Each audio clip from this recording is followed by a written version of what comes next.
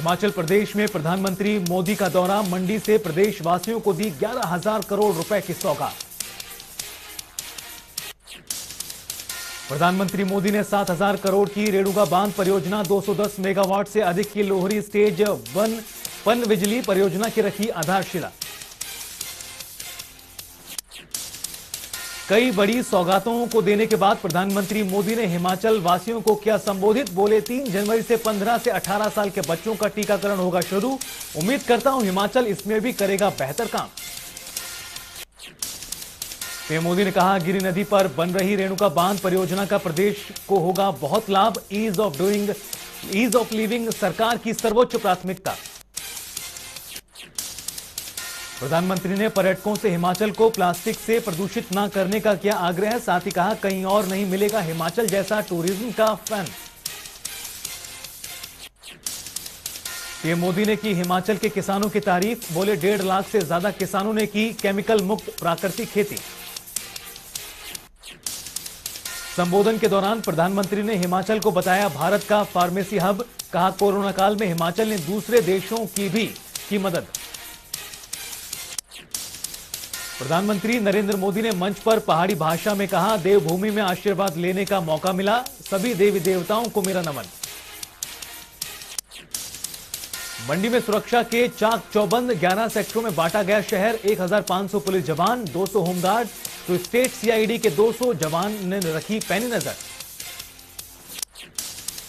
प्रदेश में जयराम सरकार के कार्यकाल के 4 साल हुए पूरे। प्रधानमंत्री मोदी ने कार्यकर्ताओं को दिया मंत्र, जल्द चुनावी रण में उतरेगी भारतीय जनता पार्टी।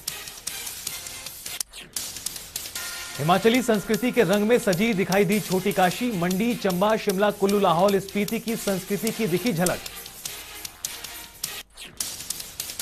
यूपी, पंजाब और उत्तराखंड समेत 5 राज्यों में होने वाले विधानसभा चुनावों को लेकर स्वास्थ्य मंत्रालय और चुनाव आयोग की अहम बैठक।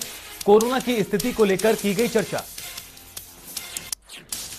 चुनाव आयोग और स्वास्थ्य सचिव की बैठक में 2022 में होने वाले चुनावों का नहीं हो पाया कोई फैसला। जनवरी के पहले हफ्ते में एक बार फिर होगी बैठक। आयोग ने केंद्र सरकार से ओमिक्रॉन को लेकर मांगी रिपोर्ट। कल शाम 4 बजे होगा हरियाणा मंत्रिमंडल का विस्तार। मंत्रिमंडल में शामिल होंगे कई नए चेहरे। चंडीगढ़ राजभवन में होगा कार्यक्रम। सूत्रों के मुताबिक जेजेपी कोटे से देवेंद्र बबली का नाम लगभग तय। अब इसके साथ बीजेपी के कमल गुप्ता का नाम भी शामिल। पंजाब के पूर्व मुख्यमंत्री कैप्टन अमरिंदर सिंह ने दिल्ली में जेपी नड्डा और अमित शाह से की मुलाकात। विधानसभा चुनाव के लिए पंजाब में सीट शेयरिंग पर हुई चर्चा।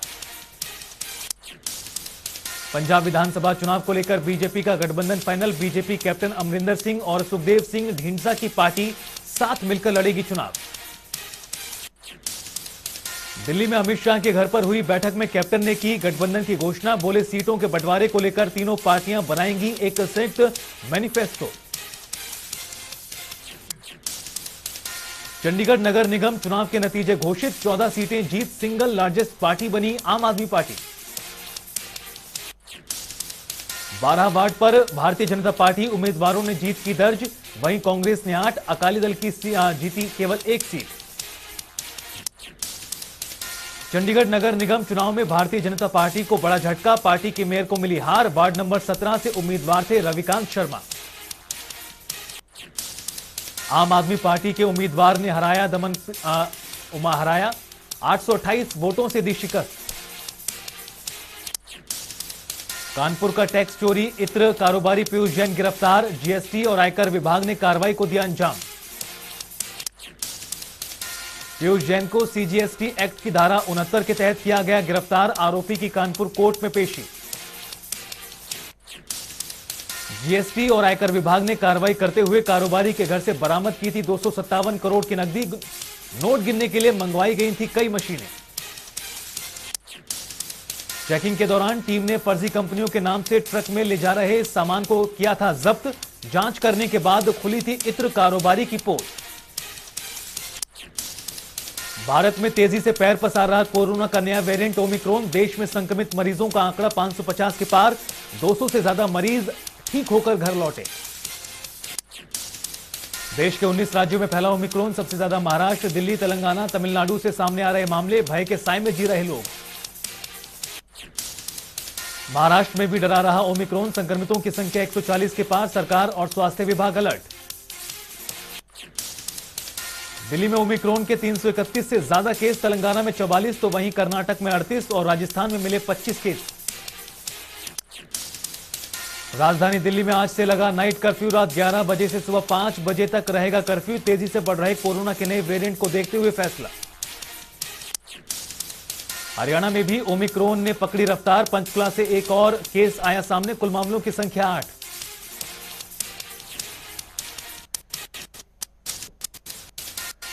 दुनिया में जारी है कोरोना का कहर, अब तक 28 करोड़ 3 लाख से ज्यादा केस सामने आए, 25 करोड़ 50 लाख से ज्यादा मरीज रिकवर, मौतों का आंकड़ा 54 लाख के पार। देश में 24 घंटे में 6,987 नए केस आए सामने, तो वहीं करीब 7,000 से ज्यादा मरीज रिकवर। एक दिन में 162 लोगों ने तोड़ा दम, एक्टिव केसों की संख्या 76,000 के पार। भारत में 3 करोड़ 47 लाख से ज्यादा कोरोना के केस, अब तक करीब 3 करोड़ 42 लाख से ज्यादा मरीज हुए रिकवर, कुल मौतों का आंकड़ा 4,79,000 के पार। दिल्ली में कोरोना के 249 से ज्यादा नए मामले आए सामने, कुल मामले 14,43,000 के पार, एक्टिव केसों की संख्या 900 से ज्यादा, मौत का आंकड़ा 25,000 के पार। महाराष्ट्र में कोरोना के 1,485 नए मामले, कुल संक्रमितों की संख्या 66,56,000 के पार, 12,000 से ज्यादा केस अभी भी एक्टिव। पश्चिम बंगाल में आए कोरोना के 552 नए केस, कुल मामले 16,30,000 के पार, 16 लाख से ज्यादा मरीज रिकवर, मौतों का आंकड़ा 19,000 के पार। उत्तर प्रदेश में कोरोना के 36 नए मामले, कुल संक्रमण का आंकड़ा 17 लाख के पार, एक्टिव केसों की संख्या 282 से ज्यादा, तो वहीं मौत का आंकड़ा 22,000 के पार। बिहार में 24 घंटे के भीतर कोरोना के 10 नए केस, कुल मामले 7 लाख के पार, 80 से ज्यादा केस अभी भी एक्टिव, मौत का आंकड़ा 12,000 के पार। हरियाणा में 90 नए केस आए सामने, कुल आंकड़ा 7,72,000 के पार, अब तक 7,62,000 से ज्यादा मरीज रिकवर, 430 केस अभी भी एक्टिव। हिमाचल में पिछले 24 घंटे में 34 नए मामले दर्ज, कुल संक्रमितों की संख्या 2,28,000 के पार, 380 से ज्यादा केस अभी भी एक्टिव, मौत का आंकड़ा 3,800 के पार। देश में कोरोना के खिलाफ वैक्सीनेशन अभियान जारी, वैक्सीनेशन का आंकड़ा 141 करोड़ के पार।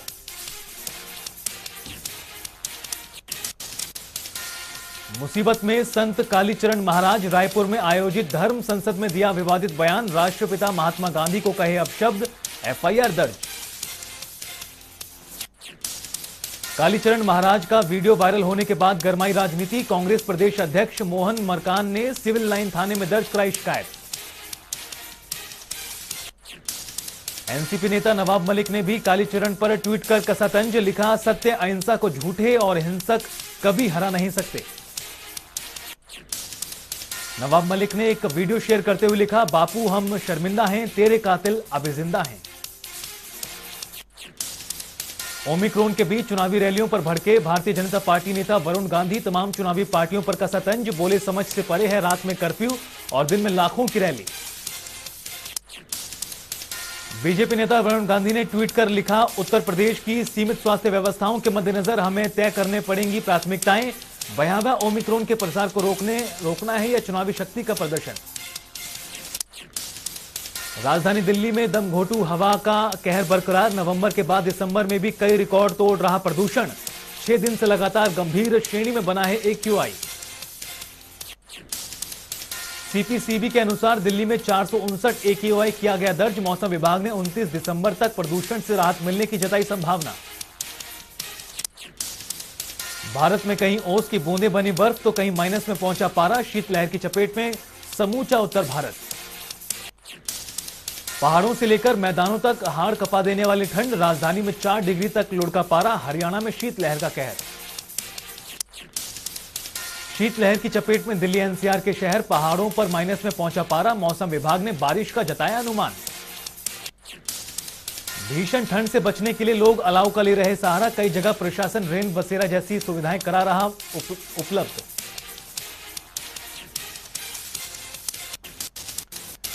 गुरुग्राम में प्रदेश भाजपा अध्यक्ष ओम प्रकाश धनखड़ ने की प्रेस वार्ता, अमृत महोत्सव के तहत बीजेपी के कार्यक्रम का दिया ब्यौरा।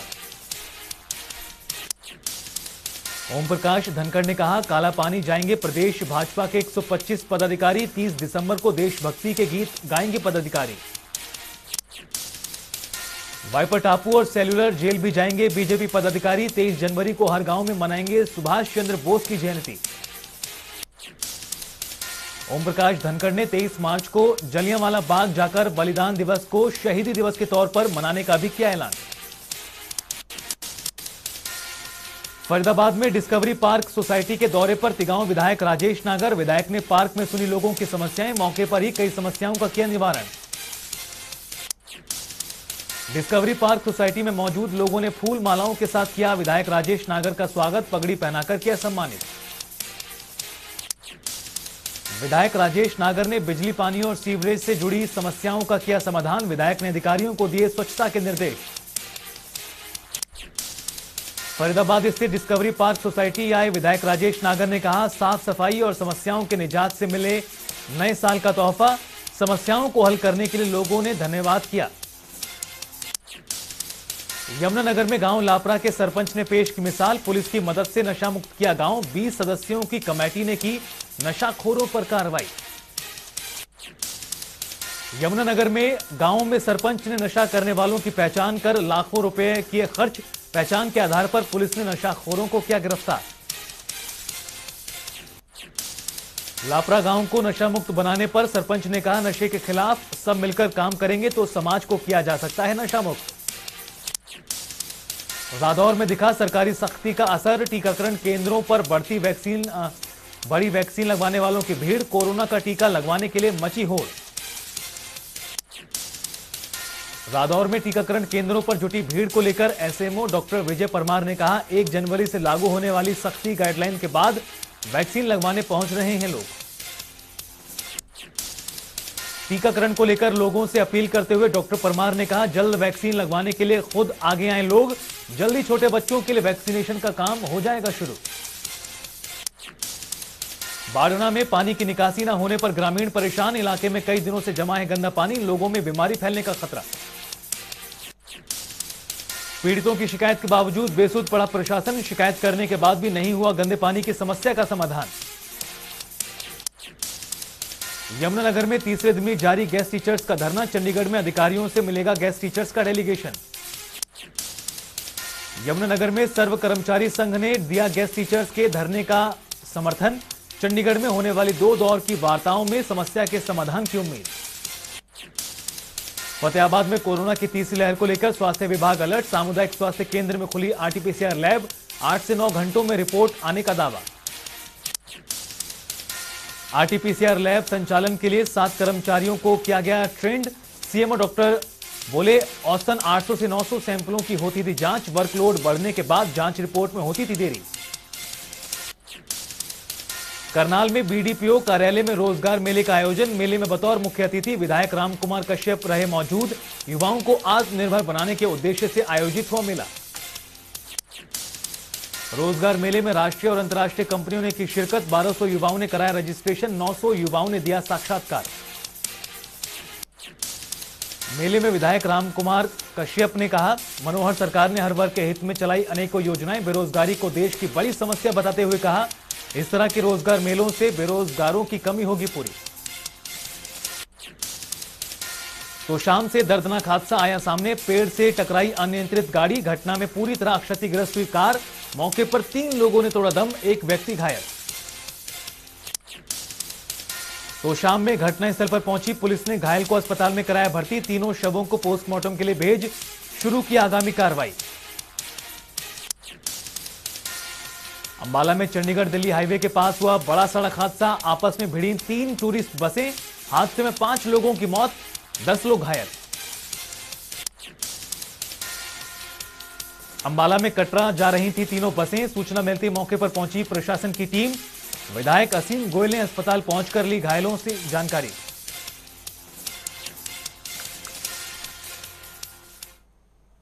इसी के साथ रुकेंगे यहां पर एक छोटे से ब्रेक के लिए। जनता टीवी पर खबरों का सिलसिला लगातार जारी है।